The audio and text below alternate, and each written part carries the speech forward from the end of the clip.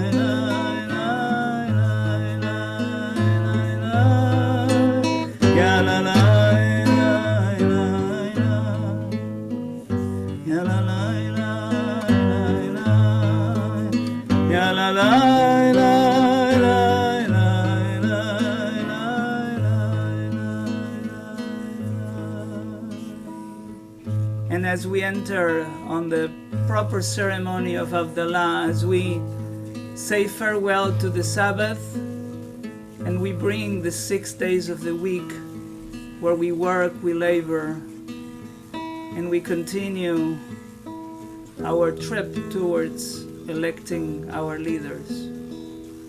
We have a glass of wine that reminds us that that's how the Sabbath began, with a glass of wine and the blessing for prosperity. And then the blessing for the spices as we enter the realm of the senses. And we hope to retain for us that extra soul that was given during the Sabbath, and we hope it stays with us for a little longer.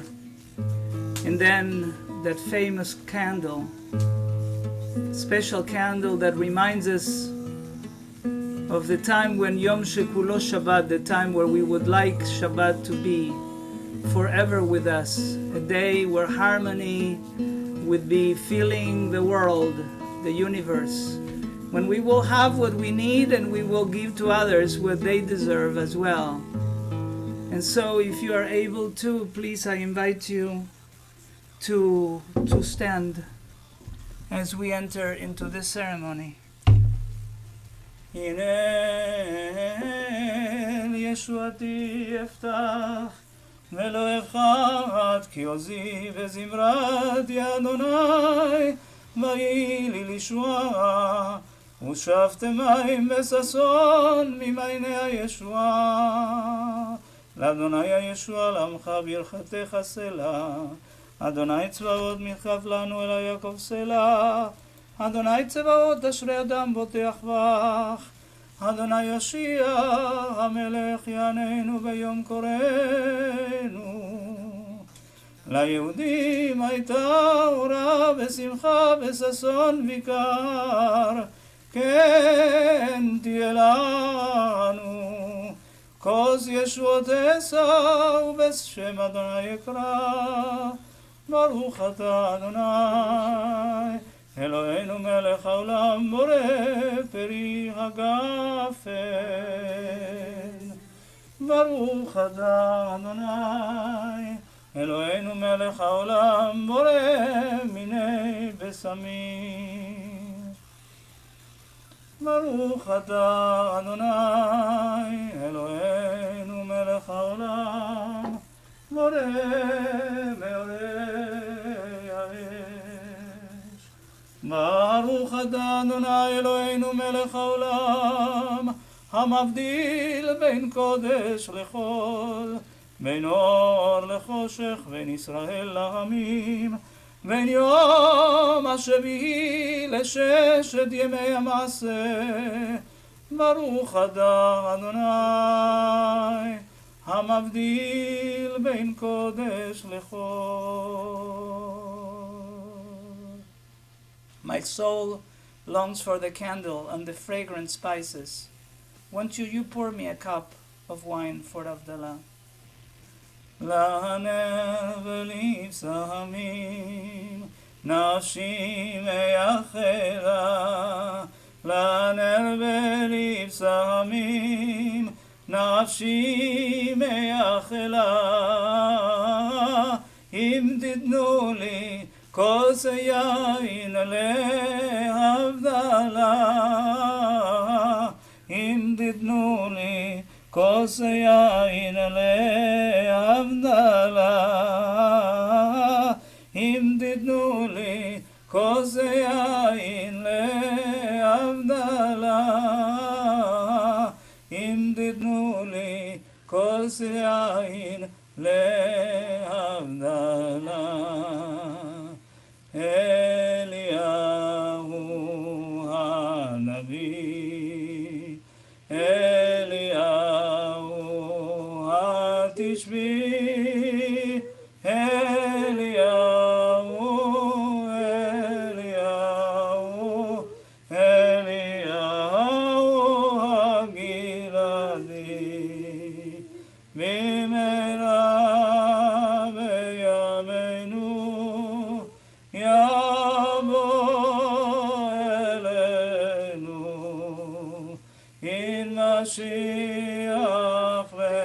David, Mashiach ben David, Eliyahu Hanavi, Eliyahu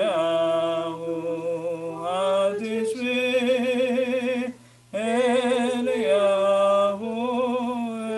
Eliyahu, Eliyahu Hagiladi.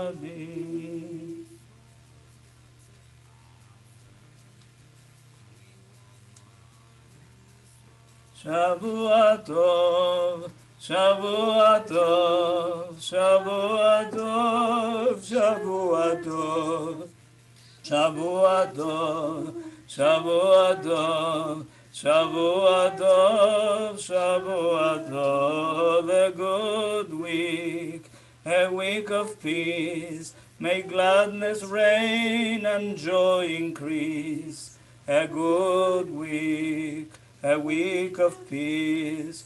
May gladness reign and joy increase. As we enter a new week, we recognize that it comes with many obstacles, but also with potential for hope.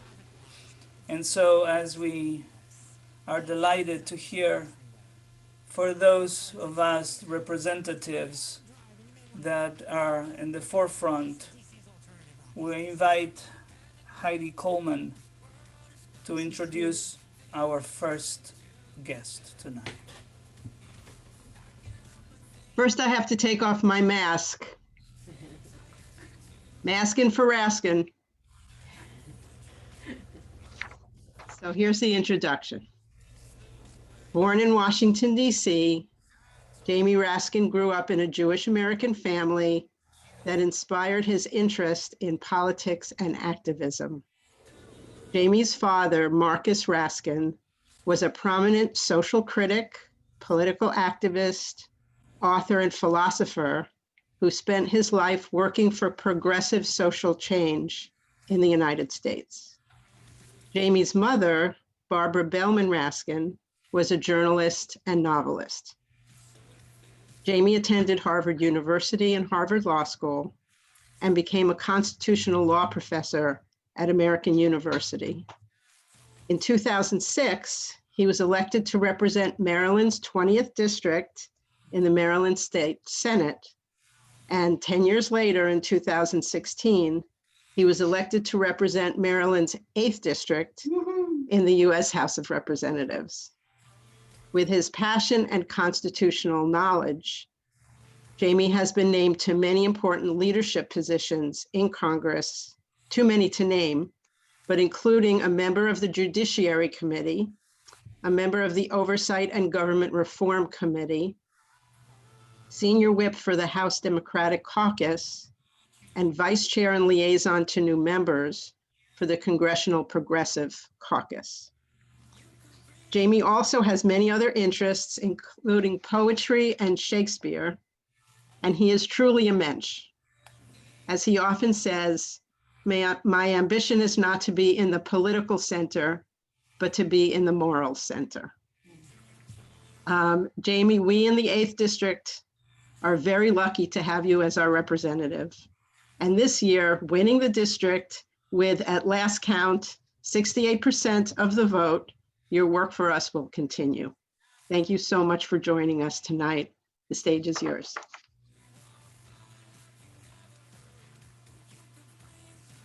Heidi, thank you so much for that beautiful introduction.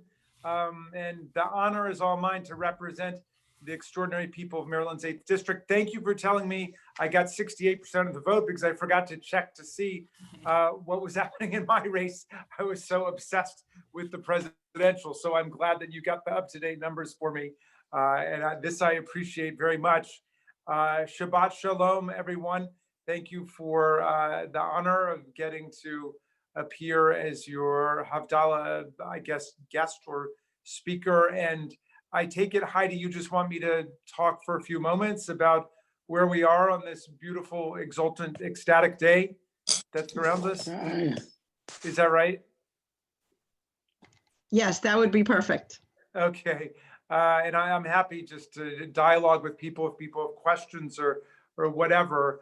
But it really has been a joyful and resplendent day. I always wondered what it felt like during the liberation of Paris, when everybody was just out partying and hugging each other and thumbs up. And that's kind of what it's been like out there. You know, I've just driven around the 8th Congressional District in Bethesda and Silver Spring and Chevy Chase and Rockville and Tacoma Park. And people really feel very celebratory. It's a wonderful mood and it's a wonderful moment. And I know everybody understands the difficulties that lie ahead and the major challenges, but I think people are rightfully taking this moment, this day, maybe even tomorrow to keep celebrating because it does feel like this massive liberation and transformation. And I think that will be needed for us, you know, in the tough days ahead. For one thing, the election's not over. It continues in Georgia, which is why I dusted off my memory of Georgia on my mind and I sent it down to the people of Georgia the other day on Facebook. I'm so grateful to my colleagues down there, Lucy McBath and Hank Johnson and everybody, and the great Stacey Abrams for what they've done. So that's not over, but look, the problem is that you know, it's not as simple as just changing the president at this point. You know, we're on the road to becoming a failed state, and I say that soberly and I say it seriously. A very wealthy state for some people, but a failed state for large parts of the population. A failed state is one that does not deliver the basic goods of existence to the population. And one of those goods is security against disease. And we are number 1 in the world in COVID-19 infections. We are number 1 in the world in COVID-19 death count, with more than 250,000 people dead. And we're number 1 in the world still in COVID-19 propaganda and anti-science polemic and disinformation. A failed state is one that doesn't protect the public against random gun violence and people being shot down in their church, in their synagogue, in their mosque, in their Walmart, in their bar, in their disco, in their kindergarten classroom. You know, that is failed state stuff, just like allowing the government of the United States to become not an instrument of the common good and the public interest, but an instrument of private self-enrichment and money-making by the first family. That's the mark of a banana republic, of a failed state. So we, you know, it's not just a question of changing policies. We've got to recover the basic structure of American constitutional democracy.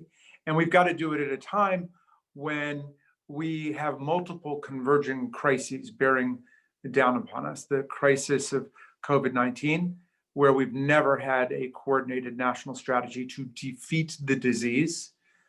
The opioid crisis, the economic calamity caused by COVID-19, the tremendous pain across the country, the hunger, the people on the verge of eviction and you know, being removed from their houses. All of this stuff is bearing down on us. And then in the context of the overarching catastrophe of our time, which is climate change, which we've done nothing about, as we've lost 4.5 million acres to wildfire in California, record flooding, a record drought, glaciers are shrinking dramatically, the walruses are disappearing, the polar bears are drowning. A friend of mine was up in the North Pole. They've got mosquitoes in the North Pole in the summertime now. I mean, we're experiencing cataclysmic changes because of climate change, and we've stuck our head in the sand as a society. We went from being in the forefront of trying to address climate change, and still a relatively modest way, but at least in the forefront of it, to being an international environmental pariah and outlaw state when it comes to environmental policy. So we got our work cut out for us, my friends.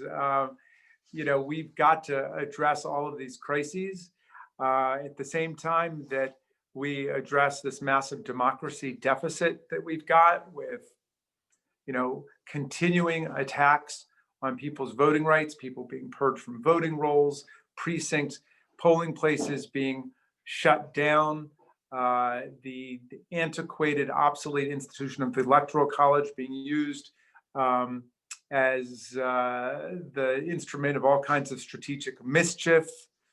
And we've got millions of disenfranchised people, some of them right down the road in Washington, D.C., 700,000 tax-paying draftable citizens, the only residents of a capital city on earth who are not represented in their national parliament, just like 3.5 million people in Puerto Rico who discovered the price of that kind of second-class citizenship when Hurricane Maria came, and instead of getting hundreds of millions of dollars of aid, they got a bunch of paper towels thrown at them.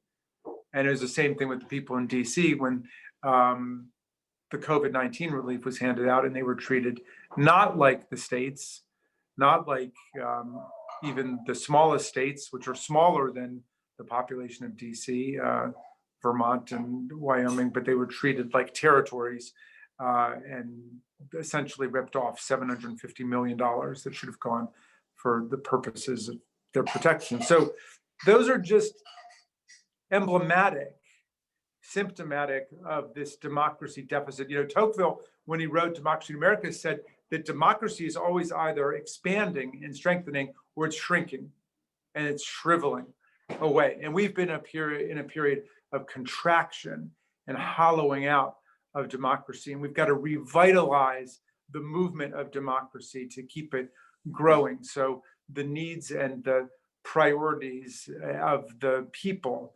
are put first. So that's where we are. I mean, to me, it's an exciting moment that we're going to get get democracy moving again. It's a moment, obviously, of intense polarization and division after 4 years of division and demonization and vilification of minorities, of foreigners, of immigrants, of international law, international institutions, Democrats, enemies of the president, real and imagined, and all of it. And somehow we've got to work our way out of what, historian Richard Hofstadter called the paranoid style in American politics. We got to get beyond the paranoid style, and we got to think larger about it. And I hope I can participate in a little way, at least. I'm a middle child, so I do like bringing people together and trying to make peace in conflict-filled situations. And I've always felt that, first of all, let's give 2 cheers for the party system. I believe in political parties because they're a manifestation of political freedom in the First Amendment. The reason we have political parties is because people have the right to speak, to organize, to assemble, to associate. That's where political parties come from. There's an easy way to get rid of partisanship. You get rid of parties. And there's an easy way to do that. You create a one-party state, a dictatorship, which is what Putin in Russia wants, and Orban in Hungary, and Duda in Poland, and Bolsonaro in Brazil, and Duterte in the Philippines, and Erdogan in Turkey. They want one-party states. So let's defend the idea of party pluralism. But I've always felt that existentially, when you're part of it, that you've got to support partisanship. So for the purposes of articulating political programs and crystallizing differences and educating the public about different ways to go. And then you have the election, and then somebody wins and somebody loses, and then that's over. And at that point, as Joe Biden keeps saying, that the people who get in have to represent everybody. And I believe in that very strongly. I think he's totally right. George Washington used to say that the word party comes from the French word parti, a part. And a party is just a part of the whole. And once we're elected, we got to serve everybody. I mean, you call my district office in Rockville and you got a problem with Social Security or Medicare or Medicaid or PPP or PPE or whatever it might be, we're going to go to bat for you. We don't ask, are you a Democrat? Are you a Republican? Are you an independent? It's enough that you live here. You're one of my constituents, and constituent means a part of, and everybody who lives here is part of me and part of my service to the public, and we go to work for everybody. And I try to keep that mentality in mind even when we're legislating. I try not to legislate just for Democrats. You know, if we're working to lower prescription drug prices, I'm not just working to lower prescription drug prices for Democrats, it's for everybody, whether or not they agree with me on other stuff. If I'm fighting to get rid of bloat and corruption in the Pentagon budget, that's not for Democrats, that's for everybody, and so on. So I think there's something to that idea that we can't be so tribalistic that we think that everything that we do is just about our party. We've got to think about the whole. And in that sense, that kind of unity and unification is very important to me. And by the way, that's not bipartisan. Most people don't identify, or a lot of people don't identify with either party, and they're independents or Greens or Reform or something else. And so we got to try to speak for everybody, you know, regardless of, you know, whether they're in the so-called two-party system, which doesn't exist in our Constitution. And, you know, lots of times when lobbyists come into my office and say, oh, you're going to love this, we've got a bipartisan bill for you, I am immediately skeptical, because usually when paid lobbyists come in with a bipartisan bill, it means that somebody wants to buy both of the parties, and they want to buy one and get the other for free. See, I'm not interested in that kind of bipartisanship.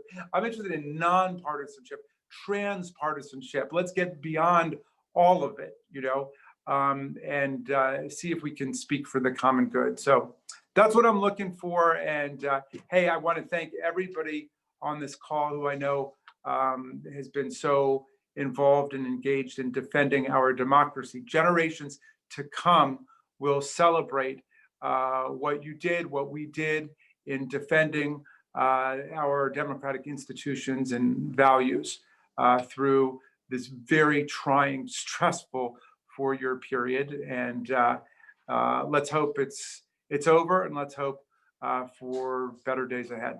And I yield back to you, Heidi. Thank you so much, Jamie. It's very inspirational. We'll all try to glow in this moment and support you and everybody moving forward as much as we can. And I'm sure you have so much else on your plate right now. And so we so appreciate you joining us for this time. And before you're going, this is Cantor Tassad, Jamie. I wanted to say publicly that Rowan, my wife, Rowan Pitlock, and I, we lost our health insurance for 2 months. And we only regained it because we called your office. And we were helped immediately. And I wanted to now have the opportunity personally to thank you, and to thank every one of those very wonderful, wonderful people that are part of your office, that treat us with such kindness and respect, and especially celerity, so we could actually go back to gain the health insurance that was lacking at the time. So, well, thank you for those beautiful words. Thank you for the beautiful service too, which I got to enjoy. That means a lot to me, and I will take that back to my office. I love the people who I work with in my Rockville district office, as well as in Washington in my legislative office. And they have just worked around the clock right through the weekend ever since, really since Trump started, but certainly during COVID-19. I mean, Saturdays, Sundays, night times, because the need has been so overwhelming for our people. And, but it's given us a lot of hope to be able to help people, you know, on the individual level, at least get what they need to navigate, you know, the twists and turns of the federal bureaucracy. So thank you for telling me that. That means a lot to me. And stay close, and peace, everybody. Love to you. Shabbat shalom. yes, thank you so much for being with us. And before we invite our next guest, Rowan will actually be reading a reflection. How many times have you felt the gathering dusk in your life and the imminence of nightfall? How many days of our lives have been spent in the darkness of the night? The rabbi asked his students, how can we determine the hour of dawn when the night ends and the day begins? One of the rabbi's students suggested, when from a distance you can distinguish between a dog and a sheep? No, was the answer of the rabbi. Is it when you can distinguish between a fig tree and a grapevine? Asked a second student. No, said the rabbi. Please tell us the answer then, said the students. It is, said the teacher, when you can look into the face of another human being and you have enough light in you to recognize your sister or your brother. Until then, it is night and darkness is still within us. This is from Finding My Way Home by Henry Nouwen, who lived from 1932 to 1996.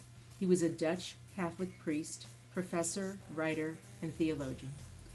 And with those words, I invite George Leventhal to introduce our dear guest. Hello, everyone. It's a great pleasure to introduce my longtime dear friend, the Reverend Mansfield Kaseman. Everyone calls him Casey. Reverend Kaseman has been a pillar of Montgomery County's faith community and nonprofit community for a very, very long time. He moved to Rockville in 1979, and he was pastor of the Rockville United Church. But most importantly, he founded Community Ministries of Rockville, which brought together a variety of human capital in the Rockville area and met the needs of people in desperate circumstances, engaging the political, civic, religious, and business sectors. And in honor of Casey, the Mansfield Kaseman Clinic, which is operated by Community Ministries of Rockville, continues to serve thousands of uninsured people with primary health care every day in downtown Rockville. Casey currently is an advisor to our county executive, Mark Elrich. He served in the same role for County Executive Ike Leggett as the primary advisor on faith and religious issues. Casey is a great advocate and has been for his entire career for interfaith collaboration, understanding our very diverse population and speaking as a voice of inspiration and uplift for all of us. So Casey, great to see you. God bless you. And we welcome any comments you may have on the topic of unity and hope at this important moment. Thank you, George. I've been missing you, my friend. It's good to see you, even virtually tonight. I appreciate everyone that is part of this worship. What a night. We're emerging from a nightmare of an election with people now dancing in the streets, and I'll be returning to that and other reasons for us to be hopeful and joyful this evening. But first, I want to delve into the deeper meaning of the reflection we've just heard. That was the original setting. It's one of deep darkness, not unlike tonight, with the failed state, as Jamie Raskin is so wonderfully articulated. COVID-19 cases are increasing in Montgomery County. Next week, there'll be a new message out, pulling us back for the sake of our own lives. We're dealing with serious problems, dealing, of course, as valiantly as we are with racial equity. We have our own office now helping us with that. We're also trying to take on as best we can in a very small way in comparison to what's needed worldwide in terms of the climate crisis. And our nation is divided more than any time since the Civil War. Thus, I thank Ramon and all who have made tonight possible. I'm especially grateful Whoops. Sorry, a little problem with some technology here. I thank you for having me. It's really an honor. And I'm especially grateful for the story from the Talmud, found in Henry Nouwen's book, Finding My Way Home. It reminds us that tonight we can celebrate the light within each of us as we recognize one another as sisters and brothers, made in the divine image and destined to live as one human family. I came to love Henry Nouwen as we worked together with field education students at Yale Divinity School. Our friendship was formed during another time of deep darkness. Thousands of people were needlessly and tragically being killed in Vietnam. Police were frequently killing innocent victims in our inner cities. And then the violence on the bridge in Selma woke the world to the horrific reality of systemic racism in America. In response, Henry went to Selma and joined the marchers. I went to Washington and joined faith leaders advocating in the White House with President Johnson and in offices on Capitol Hill advocating for the Voting Rights Act. Henry and I worked together, organizing a memorial service that drew thousands to the New Haven Green following the assassination of our brother, Martin Luther King Jr. The reason I'm serving now as the Interfaith Community Liaison, and I'm here this evening, is because of the unquestionable light I found being with people like Henry and Martin Luther King. We knew how to determine the hour of dawn. We were well acquainted with the light that no amount of darkness can possibly put out.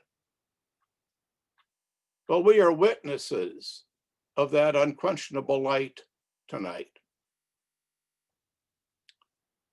It was present at the conception of this service. It has shone brightly through Jamie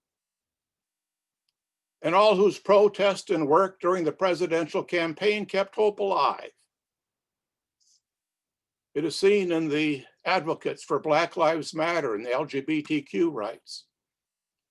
It is found in the dreamers standing proud. It's evident among those caring for the COVID patients and teaching our children and grandchildren, and feeding an increasing number of hungry neighbors. It is seen in everyone who crosses lines of difference, embracing the other as a sister and a brother. What a night.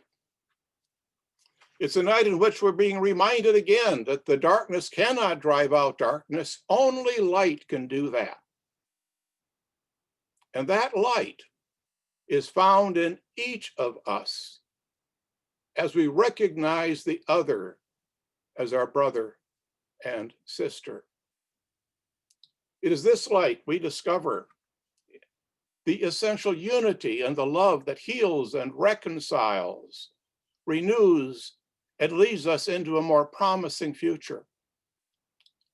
Remember the title of Henry Nouwen's book? Finding Our Way Home. I suggest the best way for us as individuals and as a nation to find our way home is by looking into the face of one another. Republicans, Democrats, independents, dropouts, Green Party, you name it. And seeing them as our sisters and brothers, and letting the divine light within us shine ever more brightly throughout our homes, our neighborhoods, our offices, our streets, and our capital city, where others may also discover that we are one and work together for liberty and justice for all. Amen.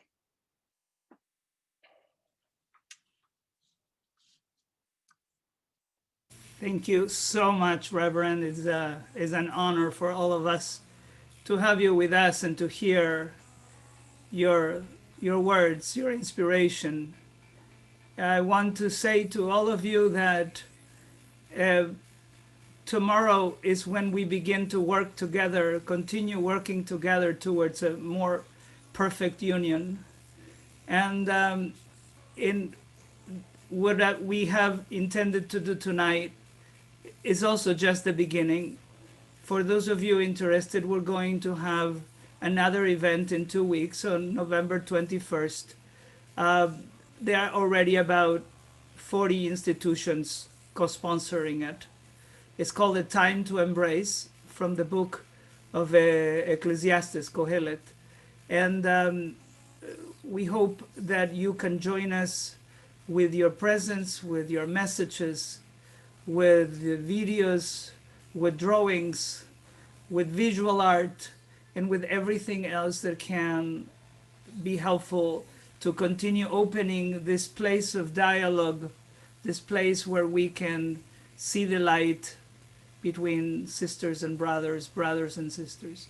So hopefully this is not only just the first attempt to get us moving to a time like what the Havdalah, the service that we just concluded, says, to a Yom Shekulo Shabbat, to a day where harmony would be blessing each one of us, regardless of where we are, what we believe in, and what is our financial situation.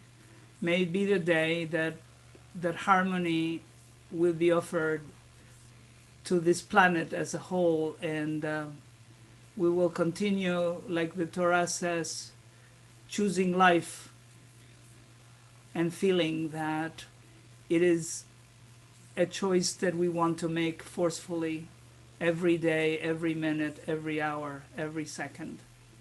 Until then, I thank you, all of you, for participating in this evening, in this time to repair, in this time to bring ourselves together at this important moment, iconic moment in the life of our country.